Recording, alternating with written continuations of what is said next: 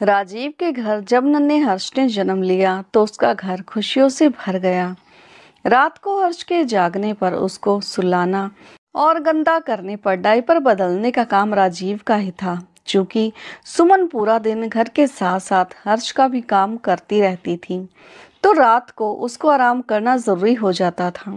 सुमन की शुरुआत में कई रातें जाग कर हर्ष को सुलाने में ही बीती थी, लेकिन फिर दिन भर काम और रात को भी जागने से उसकी तबीयत खराब होने लगी। तो राजीव ने रात में हर्ष के जागने पर उसकी जिम्मेदारी खुद पर डाल ली।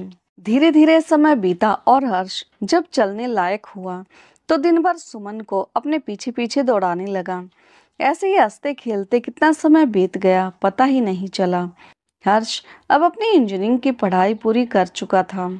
आगे एमबीए पढ़ने के लिए वो अमेरिका जाना चाहता था। राजीव और सुमन ही जानते थे कि किस तरह से उन दोनों ने मिलकर उसे इंजीनियर बनाया था।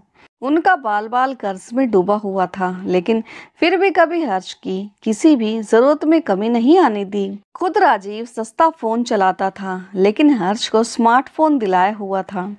खुद नए जूते या कपड़े लिए हुए उसको सालों हो गए थे, लेकिन साल में 2 से 3 बार बेटे के लिए नए कपड़े और जूते जरूर आते थे। हर छोटी बड़ी जरूरत हर्ष के बोलने से पहले ही पूरी हो जाती थी। अब जब हर्ष ने अमेरिका जाकर एमबीए करने का मन बनाया तो राजीव उसे मना नहीं कर पाया। राजीव हर बाप का सपना होता है कि उसका बेटा उससे भी बड़ा आदमी बने और दुनिया में नाम कमाए।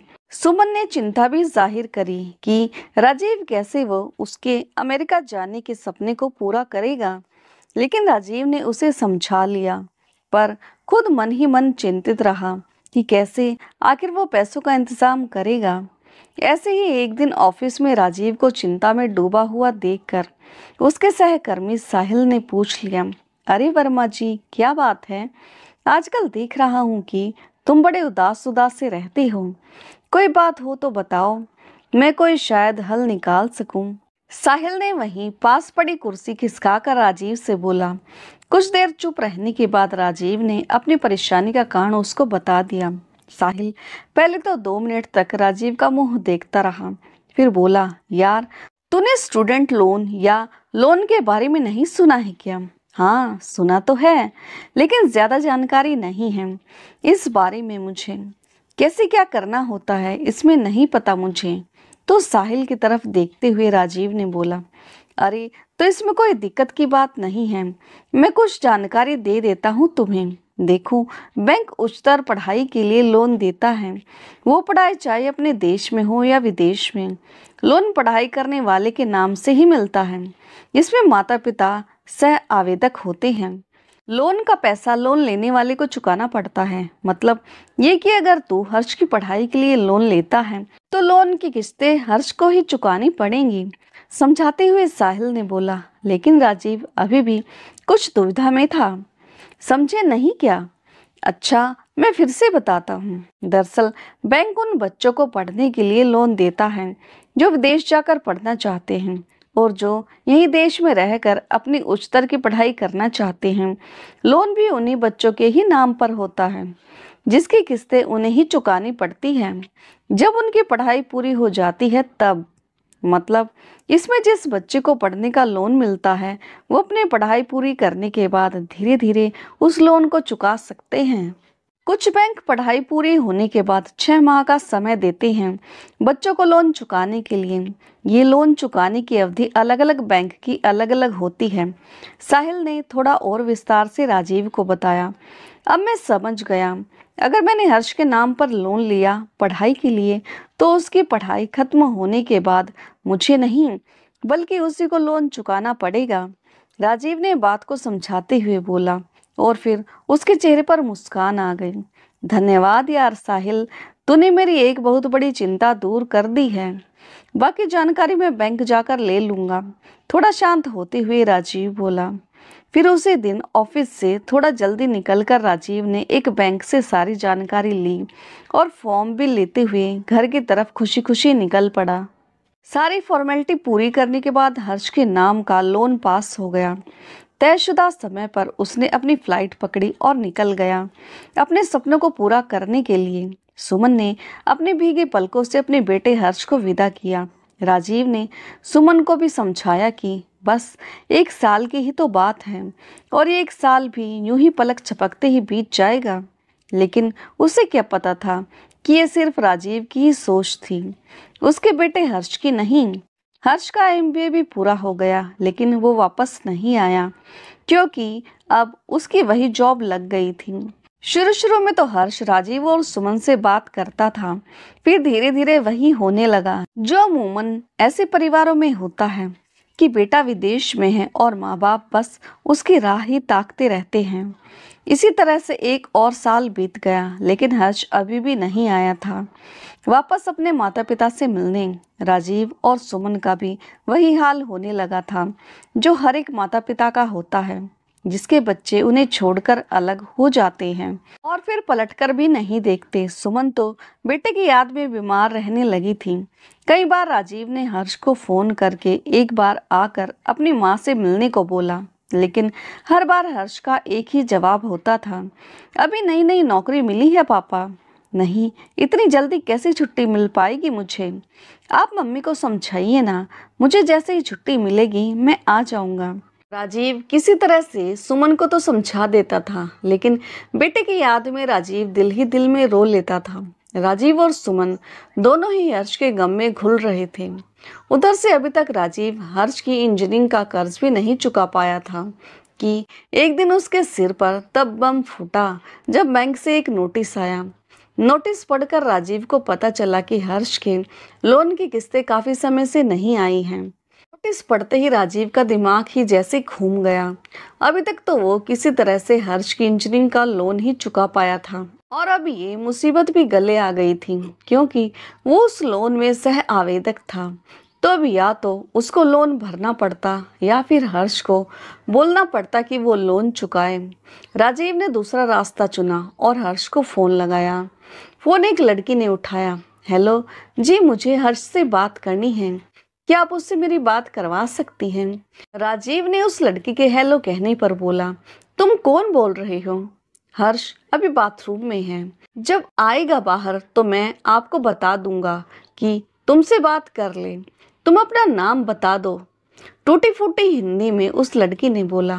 तो राजीव ने उसे ही उल्टा सवाल कर लिया कि वो कौन है? लड़की ने बोला, मैं हर्ष की वाइफ लुलिया बोल रही हूँ, तुम कौन हो?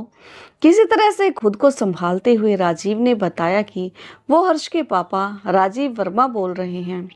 अब चौंकने की बारी उस लड़की लुलिया की थी। क्या बोला तुम हर्ष के फादर बोल रहे हो? बट हर्ष तो बोला कि उसका फादर मदर नहीं है और अकेला है। तुम जरूर कोई फ्रॉड बोल रही हो। तुम फोन रखो एंड डोंट कॉल अगेन, कहकर लुलिया ने फोन काट दिया। राजीव अब समझ चुका था कि राजीव हर्ष के वापस न आने और लोन न चुकाने के पीछे क्या कारण था। राजीव ने अब ये बात सुमन को बताना ही बेहतर समझा क्योंकि वो जान चुका था कि अब सुमन से और झूठ बोलना या झूठी तसल्ली देना ठीक नहीं है। किसी तरह से हिम्मत करके राजीव ने सारी बातें सुमन को बता दी। सुमन पर तो जैसे आसमान ही टूट पड़ा हो। जिस बेटे के लिए इतने अरमान दिल में दबाए बैठी थी, उस बेटे ने सब पर पानी फेर दिया। ये सदमा सुमन बर्दाश्त नहीं कर पाई और उसको दिल का दौरा पड़ गया। लेकिन ईश्वर की कृपा से उसको एक नई जिंदगी मिल गई। डॉक्टर साहब ने किसी भी तरह से कोई भी टेंशन लेने से मना कर दिया था। सुमन ने भी ठान लिया था कि अब वो उस बेटे की परवाह नहीं करेगी जिसने उन दोनों की ही परवाह नहीं की। लेकिन फिर भी बैंक वालों से इस बात का क्या लेना देना था भला? उन्हें तो बस अपने पैसों से मतलब होता है। वो लोग राजीव को परेशान करने लगे थे। राजीव और सुमन अब बड़ी दुविधा में थे। अब तो हर्ष का नंबर भी नहीं लगता था और यहाँ तक कि हर्ष ने खुद से भी उन लोगों को फोन नहीं किया था। बैंक वालों ने अभी भी राजीव को परेशान करना बंद नहीं किया, इसलिए उसने आखिर में अपना घर बेचकर सारा लोन चुका दिया और सुमन को लेकर एक किराए के मकान में रहने लगा। नौकरी से मकान का किराया और घर का खर्च चलाने लायक सैलरी मिल जाती थी, लेकिन अब उनके जीवन में कोई खुशी जैसे नहीं रह गई थी।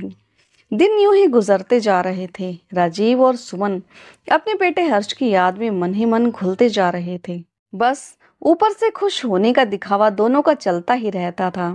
एक दिन ऑफिस में बैठा राजीव अपना काम कर रहा था कि चपरासी ने आकर उसे बताया कि कोई उससे मिलने आया है। राजीव ने एक पल के लिए तो ये ही सोचा कि बैंक वाले तो नहीं आ गए यहाँ। फिर अगले ही पल उसे याद आ गया कि अब तो सारा लोन उसने चुका कर दिया है, फिर भला बैंक वाले तो हो ही नहीं सकते। खैर, उसने अपनी सोच को विराम दिया और कुर्सी से उठकर बाहर की तरफ चल पड़ा, उस शख्स से मिलने जो राजीव का इंतजार कर रहा था। बाहर जब राजीव ने बेंच पर बैठे शख्स को देखा तो एक पल को उसके चेहरे पर कई भाव आए और गए, लेकिन अगले ही पल से फिर से चेहरा उसका सख्त हो गया था। राजीव भला क्या करता, समय की मार ने उसे ऐसा बना दिया था। धीरे धीरे कदमों से राजीव उस शख्स के पास पहुंचा और बोला, अब क्या करने के लिए आए हो तुम यहाँ? सब कुछ तो खत्म कर दिया तुमने, अब क्या लेने आए हो मुझसे मिलने? अब कुछ नहीं बचा मेरे पास तुम्हें देने के लिए, सिर्फ मेरी बर्बादी ही है अब मेरे पास। ऐसा मत कहिए पापा, मुझे माफ कर दीजिए। मैं अपने किए पर बहुत शर्मिंदा हूँ, मुझसे बहुत बड़ी गलती हो गई है और उस गलती की सजा भी मैंने काट ली है। पैरों पर गिरते और रोते हुए हर्ष ने जब बोला तो राजीव का कलेजा फट गया, लेकिन अभी भी उसने खुद को सख्त ही रखा था। पापा, मैं हमारे घर गया था, लेकिन पता चला कि आपने उसको बेच दिया और कहीं और रहने लगे। मैंने दूसरे घर का भी पता जानना चाहा, लोगों को नहीं मालूम था, इसलिए मैं आपके पुराने ऑफिस में गया था। वहां से पता चला कि आपका वो ऑफिस भी किसी कारण बंद हो गया था। मैंने आपको बहुत ढूंढा, लेकिन आप नहीं मिले। एक दिन साहिल अंकल मिले थे मुझे, तो उन्होंने बताया कि आप यहाँ काम करने लगे हैं, तो मैं यहाँ आ गया आपसे मिलने के लिए। पापा, मम्मी कहाँ हैं, कैसी हैं वो? बहते हुए आंसुओं से हर्ष ने पूछा तो राजीव ने कोई जवाब नहीं दिया और वो वापस ऑफिस में अंदर की तरफ चल दिया। हर्ष अभी भी नम आंखों से ही अपने पिता को जाते हुए देख रहा था। जब राजीव उसकी आंखों से ओझल हो गया तो हर्ष भी थके कदमों से ऑफिस के बाहर निकल गया। इधर राजीव का मन अब ऑफिस में बिल्कुल भी नहीं लग रहा था। उसको रह रहकर अपने बेटे हर्ष की याद सता रही थी। वो सोच रहा था कि आखिर इतने सालों बाद उसका बेटा वापस लौट कर आया है, और वो है कि उसको गले लगाकर उसका हालचाल पूछने की बजाय उसको खरी खोटी सुना दी। यही सब सोचते सोचते ऑफिस की छुट्टी हो गई और राजीव घर के लिए निकल गया ऑफिस से। घर पहुंचकर कुछ बेचैन सा था राजीव। सुमन पूछ बैठी, क्या हुआ जी, आप आज कुछ परेशान से दिख रहे हैं, ऑफिस में कोई बात हुई है क्या? राजीव को समझ में नहीं आ रहा था कि वो अपनी पत्नी को बताए या नहीं कि उसका बेटा लौट आया है और उसकी मुलाकात भी हुई थी। फिर कुछ सोचकर राजीव बोला, सुमन, अगर अपना बेटा हर्ष लौट आए तो? ये बात सुनकर एकदम से सुमन के चेहरे पर पहले तो खुशी फिर कठोरता छा गई और उसने बहुत ही रूखेपन से बोला, आए या ना आए, हमें उससे कोई लेना देना नहीं है। उसने एक बार भी हम बूढ़े माँ बाप के लिए नहीं सोचा कि उसके बिना कैसे रहेंगे, तो भला हम क्यों उसके बारे में चिंता करें। उसने हमारे सपने तोड़ दिए और आज इस हाल में लाकर हमें खड़ा कर दिया। जिस घर को मैंने अपने हाथों से इतने प्यार से बनाया सजाया था, उसको बेचना पड़ा मजबूरी में और इस बस्ती में आकर रहना पड़ा हमें। राजीव ने जब यह सुना तो एक पल के लिए उसका दिल धक से रह गया कि राजीव, सुमन ने अपने मन को कठोर कर लिया है। फिर भी उसने हिम्मत करके आज हर्ष से हुई मुलाकात के बारे में बताना जरूरी समझा और सुमन को अपने पास बिठाकर बोलना शुरू किया, सुमन, यहाँ आओ, मेरे पास बैठो, तुमको एक बात बतानी है। सुमन के बैठने के बाद कुछ पल खामोश रहकर राजीव ने बोलना शुरू किया, पता है सुमन, आज मैं ऑफिस में बैठा काम कर रहा था, तभी घनश्याम ने आकर बताया कि कोई मुझसे मिलने के लिए बाहर मेरा इंतजार कर रहा है। कहकर राजीव चुप हो गया और सुमन के चेहरे पर कई तरह के भाव आए और चले गए। कौन आया था मिलने के लिए जी? कहीं कोई बैंक से तो नहीं आया था? सुमन ने चिंता जाहिर की। हमने तो सारा पैसा चुका दिया था ना, तो फिर भला क्यों आए होंगे बैंक वाले? थोड़ा घबराहट के साथ सुमन ने जब बोला तो राजीव ने उसे शांत कराते हुए कहा, अरे नहीं रे बाबा, बैंक से कोई नहीं आया था। बल्कि इतना कहकर राजीव फिर से चुप हो गया। अरे, आप चुप क्यों हो गए? बताते क्यों नहीं कि कौन आया था? क्यों आप पहेलियां बुझा रहे हैं मुझे? थोड़ा और बेचैन होकर सुमन ने बोला। तो राजीव के मुंह से निकला, हर्ष। हर्ष आया था आज मुझसे मिलने के लिए। हर्ष का नाम सुनते ही सुमन एकदम से चौंक कर खड़ी हो गई। क्या क्या कहा आपने? हर्ष आया था? हमारा हर्ष आया था आपसे मिलने के लिए? खुशी, दुख, आश्चर्य और कठोरता के मिले जुले भाव लेकर सुमन ने बोला। राजीव ने उसका हाथ पकड़कर उसको बिठाते हुए बोला, हाँ सुमन, तुमने ठीक सुना कि हर्ष, हमारा हर्ष आया था मुझसे मिलने के लिए। फिर राजीव ने पूरी बात उसे बता दी। राजीव के मुंह से ये बात सुनकर एक बार फिर से सुमन का दिल पिघल गया। लेकिन पिछले 5 साल से अपने उस दर्द भरे जीवन को याद करके उसके चेहरे पर एक बार फिर से कठोरता आ गई थी। अब क्या करने आया था वो यहाँ? जब हमें उसकी जरूरत थी तब तो उसने आना तो दूर, एक बार फोन करना भी जरूरी नहीं समझा। उसको क्या पता कि यहाँ हम पर क्या बीती थी, कैसे हमने अपने आप को संभाला था। अब हमें उसकी कोई जरूरत नहीं है। जहाँ से आया है वहीं लौट जाए वो। कह दीजिएगा आप उससे, अब अगर मिलने आए तो, कहकर सुमन उठ चुकी थी और किचन में जाकर राजीव के लिए चाय बनाने लगी। उसके बाद दोनों ने हर्ष की कोई बात नहीं की और रात का खाना खाकर चुपचाप सो गए। सुबह जब राजीव अपने ऑफिस पहुंचा तो देखा कि हर्ष वहीं खड़ा उसका इंतजार पहले से ही कर रहा था। राजीव को देखते ही वो उसके पास आया। पापा, क्या आप मुझे माफ नहीं कर पाएंगे? मैं मानता हूँ कि मुझसे बहुत बड़ी गलती हो गई है, लेकिन प्लीज पापा, एक बार मुझे मौका देकर तो देखिए अपनी गलती सुधारने का। पापा, आपको नहीं पता कि मैंने आपका और मम्मी का दिल दुखाने की सजा पा ली है। कहते कहते वो एक बार फिर से रो पड़ा। राजीव ने उसे गौर से देखा तो पाया कि वो बड़ी ही दयनीय दशा में था। राजीव ने ऑफिस से छुट्टी ली और हर्ष को लेकर घर चला गया। सुमन ने जैसे ही दरवाजा खोला वैसे ही सामने हर्ष को खड़ा देखा। आश्चर्य से भरकर बस उसको ही देखे जा रही थी। सुमन, कहाँ खो गई हो? जब राजीव ने ये बोला तो सुमन जैसे ही नींद से जाग गई। तब हर्ष उसके पैरों में गिरकर रो पड़ा था। सुमन ने उसे उठाया और गले से लगा लिया। दोनों की आंखों से आंसुओं की बरसात होने लगी थी। यूं माँ बेटे का मिलन देखकर राजीव की भी आंखें भर आई। उसने फिर उनको घर के अंदर आने के लिए बोला। हर्ष अंदर गया तो देखा कि ये मात्र एक कमरे का घर था।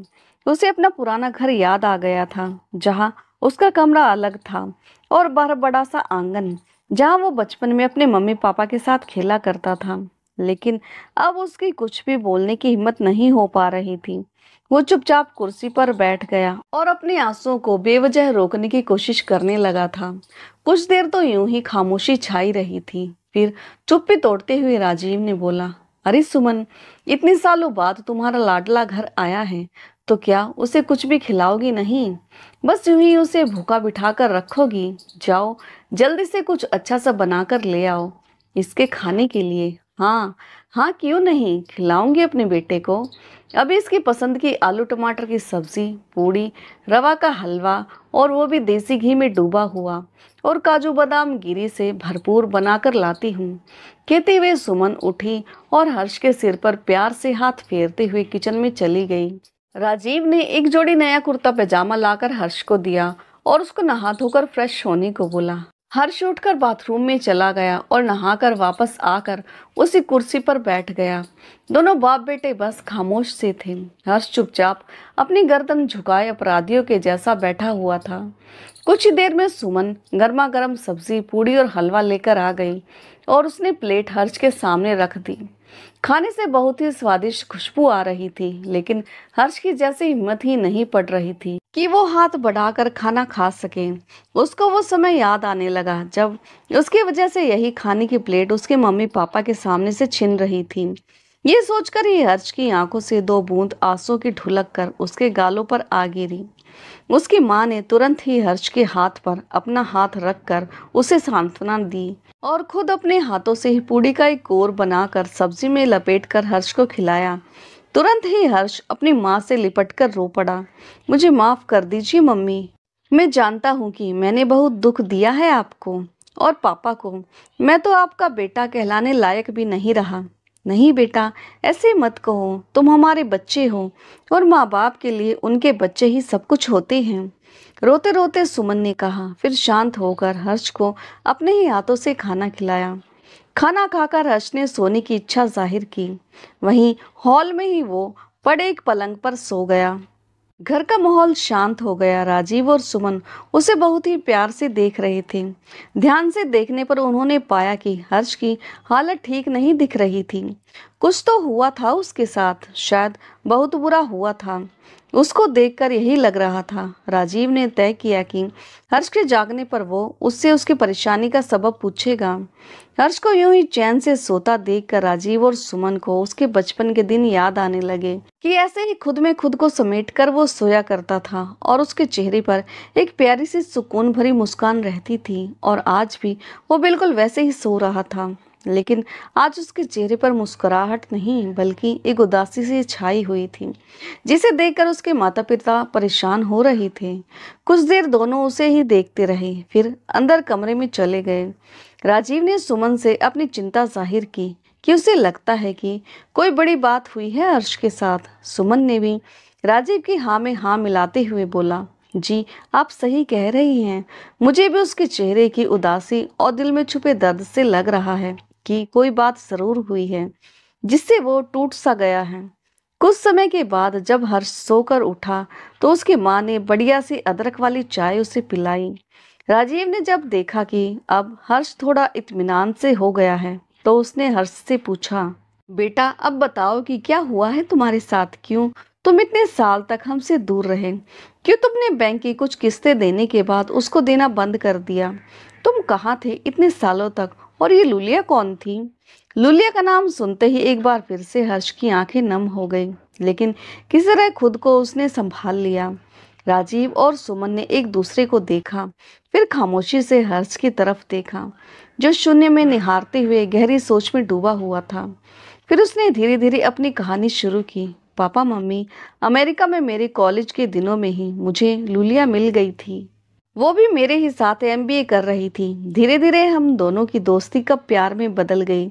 जाने उसे कैसे पता चल गया कि मेरा इस दुनिया में कोई नहीं है, तो मैंने भी कभी उसे आप लोगों के बारे में नहीं बताया था। फिर जब हम लोगों की पढ़ाई खत्म होने को थी तभी मुझे पता चला कि लुलिया के पापा की अमेरिका में खुद की एक बहुत बड़ी कंपनी है। लुलिया ने अपने पापा को भी शायद मेरे बारे में यही बता रखा था कि मैं अनाथ हूँ। कहते कहते हर्ष का सिर झुक गया। राजीव और सुमन उसको हैरत भरी नजरों से देखे जा रहे थे। फिर जिस दिन हमारा कॉलेज खत्म हुआ और फेयरवेल समारोह था, उस दिन लुलिया के पापा आए थे। लुलिया ने मेरी मुलाकात अपने पापा से करवाई थी और उन्होंने मुझे अपनी कंपनी में जॉब ऑफर की थी। मैं बहुत खुश था और मैंने बिना कुछ सोचे समझे ही तुरंत हाँ कर दी उस नौकरी के लिए। 2 दिन के बाद मैंने लुलिया के पापा की कंपनी ज्वाइन कर ली।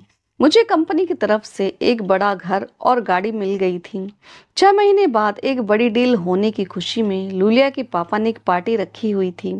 मेरी काबिलियत देखकर उस पार्टी में उन्होंने मुझे सीओओ, चीफ ऑपरेटिंग ऑफिसर बनाने का ऐलान कर दिया। मेरे साथ साथ लुलिया भी बहुत खुश हो गई थी। ये सुनकर राजीव और सुमन हर्ष की बातें सुन रहे थे। हर्ष ने फिर आगे बोलना शुरू किया। इसी बीच कई बार मैंने लुलिया से आप लोगों के बारे में बताने की कोशिश भी की, लेकिन किसी न किसी वजह से हर बार बात अधूरी ही रह जाती थी और मैं उसको बता नहीं पाता था। फिर 2 महीने के बाद लुलिया के पापा को हार्ट अटैक आया। उनकी हालत काफी खराब हो गई थी। उन्होंने मुझे बुलाकर लुलिया का हाथ और कंपनी की बागडोर मेरे हाथ में दे दी थी। फिर दूसरे ही दिन उनकी इच्छा के मुताबिक उन्होंने मेरी और लुलिया की शादी करवा दी।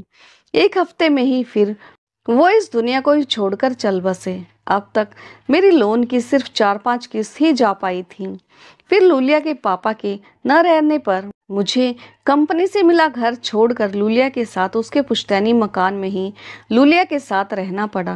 अब पूरी कंपनी की देखरेख करने का जिम्मा मेरे कंधों पर था। सब कुछ अच्छे से चल रहा था और मैंने कंपनी का काम भी अच्छे से संभाल लिया था। 3-4 महीने अच्छे से बीत गए और हमारी जिंदगी बहुत व्यस्त हो गई। हर्ष वापस से चुप हो गया। और फिर से शून्य में निहारने लगा था। फिर उसने आगे बोलना शुरू किया। मुझे उस कंपनी में रहते हुए 1 साल हो गया था और इसी बीच बस 6-7 किस्त लोन की चुका पाया था। अचानक से फिर हर्ष चुप हो गया। राजीव और सुमन एक दूसरे का मुंह देखने लगे और राजीव ने हर्ष की पीठ सहलाते हुए कहा, बेटा खुल के बोलो कि क्या बात है, क्या हुआ है तुम्हारे साथ अमेरिका में। घबराओ मत, हम हैं तुम्हारे साथ। हर्ष की आंखों से एक बार फिर आंसू बह निकले। फिर शांत होकर दोबारा उसने बोलना शुरू किया। उस दिन मैं और लूलिया बहुत खुश थे क्योंकि सुबह सुबह ही लूलिया ने मुझे अपनी मां बनने की खुशखबरी दी थी। मैंने उस दिन ऑफिस से छुट्टी लेकर पूरा दिन लूलिया के साथ कहीं घूमने का मन बनाया हुआ था। कुछ देर बाद जब मैं नहाने गया तो आपका फोन आ गया और आपकी लूलिया से बात हुई थी। जब मैं नहाकर बाहर निकला तो लूलिया बहुत ही गुस्से में बैठी हुई थी। फिर मैंने उसके चेहरे के भाव देखकर उससे उसकी नाराजगी का कारण पूछा तो उसने आपसे हुई बात मुझे बताई और पूछा कि क्या सच में मैं अनाथ नहीं बल्कि मेरे मॉम डैड भी हैं। मैंने उसको हाँ बोल दिया और सारी बातें बता दी, लेकिन वह मुझसे बहुत ही ज्यादा नाराज थी कि मैंने इतनी बड़ी बात उससे क्यों छुपाई और उसकी गलत फहमी को दूर क्यों नहीं किया। उसे लगने लगा था कि मैं उसे धोखा दे रहा हूँ। इसी गुस्से में वो घर से निकल गई। मैं उसके पीछे पीछे गया और उसको मनाने की बहुत कोशिश की, लेकिन वो नहीं मानी और अपनी एक सहेली के घर चली गई। उसके जाने से मैं बिल्कुल पागल सा हो गया था। मेरा मन और ध्यान किसी भी चीज में नहीं लग रहा था। लूलिया को मनाने के लिए मैं भी उसके पीछे पीछे चला गया और उसके बहुत समझाया, होने वाले बच्चे का वास्ता दिया और उसे यकीन दिलाया कि मैं उसे धोखा नहीं दे रहा था। 1 महीने बाद ही मैं लूलिया को पूरी तरह से समझा बुझाकर अपने साथ वापस घर लेकर आ पाया था। ऐसा ही चलता रहा। वापस आ गया तो देखा कि मेरी कंपनी की हालत खराब हो गई थी। काफी डील हमारे हाथ से निकल गई थी और उससे बड़ा नुकसान यह हुआ कि कई सारे प्रोजेक्ट भी समय से पूरे न हो पाने की वजह से कंपनी का काफी नुकसान भी हो गया था। मुझे समझ में नहीं आ रहा था कि मैं क्या करूं। जितना संभालने की कोशिश कर रहा था उतना ही नुकसान होता चला जा रहा था। अगले 3 महीनों में कंपनी बिल्कुल खस्ता हालत में हो गई थी। इसी बीच बैंक से नोटिस आने लगे थे। कंपनी ने जो पैसा बैंक से लिया था उसको चुकाने के लिए कहीं से भी कोई मदद नहीं मिल पा रही थी और समय निकलता जा रहा था। इसी बीच कई लोगों ने चेक बाउंस का केस भी कंपनी पर डाल दिया था। कंपनी के शेयर भी गिरते जा रहे थे। हालत ऐसी हो गई थी कि अब बस कंपनी के बंद होने की नौबत आ गई थी। सबका पैसा चुकाने का बस एक ही रास्ता था कि कंपनी को बेच दिया जाए और सबका पैसा चुका दिया जाए, और इसके अलावा कोई रास्ता भी नहीं बचा था मेरे पास। लेकिन उस समय कोई भी कंपनी को खरीदने के लिए राजी नहीं हो पा रहा था। बैंक ने हमें 3 महीने का समय दिया था और देखते ही देखते वो 3 महीने यूं ही निकल गए। बैंक ने कंपनी के साथ साथ घर पर भी कब्जा कर लिया था। मैं और लूलिया 6 माह में सड़क पर आ चुके थे। हर्ष ने आगे बोलना जारी रखा हुआ था। सब कुछ हमारे हाथ से निकलता जा रहा था पापा, कुछ भी नहीं बचा था हमारे पास। एक दोस्त ने कुछ दिन हमें अपने घर पर रखा, लेकिन बिना पैसे के तो कहीं भी गुजारा करना मुश्किल हो रहा था। फिर मैंने कई जगह नौकरी के लिए आवेदन किया, लेकिन कहीं से भी कोई जवाब नहीं मिल पा रहा था। मुझे चिंता हो रही थी कि कैसे लूलिया की डिलीवरी करवाऊंगा और बच्चा पालूंगा। फिर एक दिन एक कंपनी से जॉब के लिए कॉल आई और मुझे रख लिया गया। शुरुआती दौर था तो सैलरी भी कम मिल रही थी, लेकिन फिर भी एक ही संतुष्टि थी कि कुछ तो पैसा अब हर महीने आता रहेगा।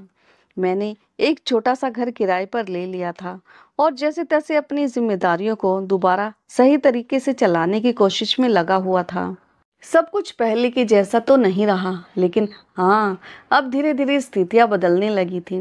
लूलिया की डिलीवरी के दिन नजदीक आते जा रहे थे और मेरी घबराहट भी बढ़ती जा रही थी। एक दिन वॉक पर जाते टाइम एक तेज रफ्तार गाड़ी की टक्कर से लूलिया और बच्चा हमेशा हमेशा के लिए मुझे छोड़कर चले गए। कहते ही हर्ष फूट फूट कर रो पड़ा। ये सुनते ही राजीव और सुमन दोनों एकदम सदके में आ गए और आश्चर्य से एक दूसरे का मुंह देखने लगे। सुमन ने आगे बढ़कर हर्ष को गले से लगा लिया और उसकी पीठ को सहलाते हुए सांत्वना देने लगी। ऐसा ही चल रहा था। कुछ देर बाद जब हर्ष का मन हल्का हुआ तो उसने आगे बोलना शुरू किया। जिस कार से एक्सीडेंट हुआ था, उस कार के ड्राइवर ने पुलिस को झूठा बयान दे दिया कि मैंने ही लूलिया को उसकी कार के सामने धक्का दिया था। उसके इस झूठे बयान की वजह से मुझे सजा हो गई। मैंने बहुत कोशिश की अपनी बेगुनाही साबित करने की, लेकिन सब विफल हो गया और मैं हालात के आगे मजबूर हो गया। हर्ष फिर से चुप होकर शून्य में निहारने लगा। खुद को बचाने के लिए उस ड्राइवर ने पूरा इल्जाम मेरे ऊपर डाल दिया था, जबकि पूरी पूरी गलती उसी की थी। मैं तो लूलिया से बहुत प्यार करता था ना पापा, और अपने होने वाले बच्चे को लेकर बहुत खुश था, लेकिन मैं कोर्ट से खुद को बेगुनाह साबित नहीं कर पाया और मुझे उम्र कैद की सजा हो गई। हर्ष के मुंह से जब यह शब्द निकले तो राजीव और सुमन दोनों ही भावुक हो उठे और बेचैन होते हुए चौंकते हुए बोले, क्या कहा तुमने? तुमको उम्र कैद की सजा हो गई थी? राजीव ने आश्चर्य से हर्ष की तरफ देखते हुए पूछा। तो हर्ष ने बड़ी ही दयनीय हालत में हाँ में सिर हिला दिया और सुमन ये सुनकर अपना सर पटक कर बैठ गई। बेटा, ये तुम क्या कह रही हो? हमें कुछ भी समझ में नहीं आ रहा है। एक तरफ तो तुम बोल रही हो कि लूलिया के कत्ल के इल्जाम में तुमको उम्र कैद की सजा हो गई थी, दूसरी तरफ आज तुम यहाँ इंडिया में हो। ऐसे कैसे हो सकता है बेटा? राजीव ने अपने दिमाग पर जोर डालते हुए पूछा। पापा, सजा तो मुझे उम्र कैद की हुई थी और जेल में 6 महीने रहा भी था, लेकिन एक दिन एक पुलिस वाले ने आकर मुझसे खबर दी कि कोई मेरे केस फाइल फिर से खुलवा रहा है। लूलिया की मौत की और मेरी उम्र कैद की सजा की खबर अखबारों में छपी हुई थी। ये घटना काफी चर्चा में थी क्योंकि मैं एक भारतीय हूँ और लूलिया वहाँ की मूल निवासी, ऊपर से एक नामी ग्रामी बिजनेसमैन की बेटी। फिर लूलिया के पापा की मौत, कारोबार मेरे हाथों में आना, लूलिया से मेरी शादी और फिर सब कुछ बिक जाना और अंत में लूलिया और बच्चे की मौत। ये सब बातें संदेह बना रही थी पापा, मामले को और मुझे कसूरवार। जिस जगह पर यह एक्सीडेंट हुआ था वैसे तो वो रास्ता बिल्कुल ही सुनसान था, लेकिन वहाँ एक बंगला भी था जो कि रोड से थोड़ा सा हटकर था। लेकिन जब लूलिया का एक्सीडेंट हुआ था तब उस बंगले में कोई नहीं था और उसका मालिक छुट्टियां मनाने बाहर गया हुआ था। जब 6 माह बाद वो वापस आया तो उसने अपनी सीसीटीवी की फुटेज देखी थी और उसे साफ साफ दिखाई दे रहा था कि लूलिया की मौत में मेरा कोई हाथ नहीं था पापा, बल्कि गलती सारी उस ड्राइवर की थी। बंगले का मालिक उस फुटेज को लेकर पुलिस स्टेशन गया और उसकी मदद से न सिर्फ मेरी सजा खत्म हुई बल्कि मैं बेकसूर भी साबित हो गया। कार ड्राइवर पकड़ा गया और उसको लूलिया के एक्सीडेंट और मौत के जिम्मेदार ठहरा कर सजा दी गई। कुछ दिन उस बंगले के आदमी ने मुझे अपने ही घर पर रखा। फिर एक दिन मेरा इंडिया आने का इंतजाम करा दिया। तयशुदा दिन में मैंने इंडिया की फ्लाइट ली और सीधे यहाँ आ गया। आप लोगों को बहुत ढूंढा पर आप लोग नहीं मिले। रहने की मेरी कोई जगह नहीं थी तो मैं बस स्टैंड पर जाकर सो जाता था। फिर जब एक दिन अचानक से साहिल अंकल मिले तो उसने सभी बातें आपके बारे में मुझे बता दी थी कि कैसे मेरे अच्छे भविष्य के लिए आपने अपना सब कुछ खत्म कर दिया। कहकर हर्ष राजीव के पैरों पर गिर पड़ा। पापा, मुझे माफ कर दीजिए। पापा, बीते गए दिन जो कुछ भी हुआ वो परिस्थितिवश होता चला गया था। मैं मजबूर था। मैं आप लोगों से और लूलिया से कुछ भी नहीं छुपाना चाहता था, लेकिन हालात ऐसे हो गए थे कि सब कुछ गलत ही होता चला गया। पापा, मैं जानता हूँ कि मैंने आप लोगों का बहुत दिल दुखाया है। आप लोग आज जिस हालात में हैं उसका जिम्मेदार मैं ही हूँ। मैंने जो भी आप लोगों के साथ बुरा किया उसका फल मुझे भगवान ने दे दिया है। मैं जान गया हूँ कि बच्चे से अलग होने पर कैसा महसूस होता है। मैं आप लोगों से दूर रहा इतने साल और बिल्कुल भी आप लोगों की सुध नहीं ली, ऊपर से अपना लोन भी नहीं चुका पाया, जिसकी वजह से आपको घर बेचना पड़ा। अभी भी हर्ष राजीव और सुमन का हाथ पकड़े रोता जा रहा था और बोलता जा रहा था। पापा, मम्मी, मुझे बहुत पछतावा हो रहा है उन सब बातों का जिसकी वजह से मैंने आप लोगों को बहुत दुखी किया है। मुझे मेरे किए की सजा मिल गई है पापा। उन 6 महीनों में जब मैं जेल में था तो पश्चाताप की आग में जल रहा था और शायद मेरे सच्चे पश्चाताप का ही परिणाम था कि उस बंगले के मालिक मिस्टर जॉर्ज ने वो फुटेज देखा और मुझे छुड़ाने के लिए पुलिस से संपर्क किया। पापा, मम्मी, अब मैं वापस आ गया हूँ। अब मैं आप लोगों को छोड़कर कभी भी कहीं भी नहीं जाऊंगा और मैं वादा करता हूँ पापा कि मैं सब कुछ ठीक कर दूंगा। मैं पूरी मेहनत और लगन से काम करूंगा और अपना पुराना घर वापस ले लूंगा। बस अब आप लोग मुझे माफ कर दीजिए। हर्ष अपने हाथ जोड़कर रोते हुए बोला, बेटा, तुम्हारा सच्चा पश्चाताप ही तुम्हारी माफी है। लूलिया की मौत एक हादसा थी जिसमें तुम्हारी कोई भी गलती नहीं थी। हम तुम्हारा दुख समझ सकते हैं बेटा। जो हुआ उन सब बातों का बहुत दुख था हमें, लेकिन अब हम सब कुछ भूल चुके हैं और खुश हैं कि तुमको अपनी गलती का एहसास हुआ है। लेकिन अब तुम भी सब कुछ भूलने की कोशिश करो बेटा, और एक नए सिरे से अपनी जिंदगी की शुरुआत करो। बच्चे चाहे कितनी भी बार गलती क्यों ना कर दे, माँ बाप हमेशा उन्हें माफ कर फिर से गले से लगा लेते हैं। ऐसा दिल होता है उनका। फिर जब बच्चे सच्चे दिल से पश्चाताप करते हैं तो भगवान भी उन्हें माफ कर देते हैं। लूलिया की आत्मा आज खुश होगी कि ये देखकर कि तुमको खुशी मिली। अपने दिल से अपराध बोध कम करके और पश्चाताप करके राजीव ने हर्ष के सिर पर हाथ रख कर कहा। फिर तीनों कुछ पल तक यूं ही एक दूसरे के गले लगे रहे। फिर कुछ देर बाद सबके मन को जब शांति मिल गई तब सब मुस्कुरा उठे। हर्ष अब अपराध बोध से बाहर आ चुका था, एक नए सिरे से जीवन की शुरुआत करने के लिए तैयार था और अपने जीवन में आगे बढ़ना चाहता था। आज घर में कुछ चहल पहल थी। आज लूलिया और बच्चे के लिए शांति पाठ रखा गया था। लूलिया की मुस्कुराती हुई फोटो पर गुलाब के फूलों की माला चढ़ी हुई थी। सामने पंडित जी के साथ हर्ष बैठा पूजा कर रहा था। सब कुछ अब सामान्य सा होने लगा था। कुछ दिनों के बाद हर्ष की उसी शहर में एक अच्छी सी नौकरी भी लग गई थी। यूं ही समय गुजर रहा था। कुछ सालों के बाद हर्ष ने दोबारा से अपने पुराने घर को खरीद लिया था और आज उसने अपनी मम्मी पापा को उनका वो घर वापस कर अपने बेटे होने का फर्ज पूरा किया था। हर्ष अब राजीव और सुमन के साथ अपनी जिंदगी खुशी खुशी बिता रहा था। तीनों बहुत खुश थे, लेकिन अभी भी रात के अंधेरे में हर्ष अपनी पत्नी लूलिया को याद कर भावुक होता जाता था।